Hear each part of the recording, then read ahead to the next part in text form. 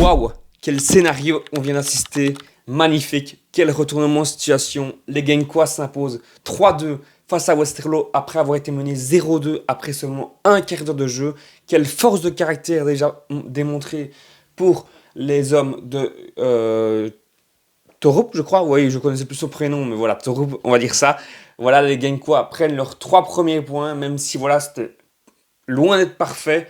Les Genkois ont su profiter des maladresses défensives de Westerlo. Et voilà, Westerlo a cru que c'était fini.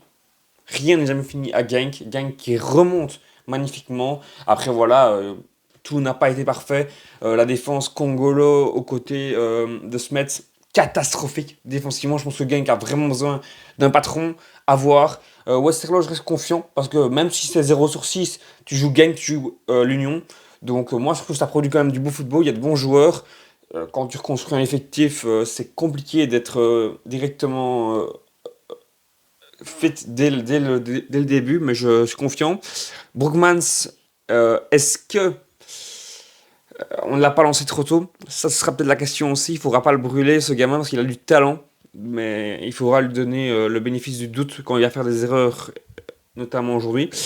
Euh, la doublette d'attaque à Genk, wow, Bibou, 2 € et demi, ça va être très très fort.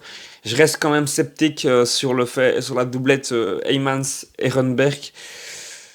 Je me demande si Gang ne doit pas aller chercher une nouvelle fois un joueur plus créatif pour remplacer Karetsas parce que au niveau de la créativité, ces joueurs sont moins là. Ils vont être là pour amener des stats, mais pour amener de la créativité dans des matchs compliqués, dans des matchs encore plus compliqués, ça va être un peu juste.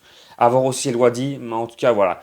Gros match qu'on a assisté et on peut que être content de notre petite Pro League.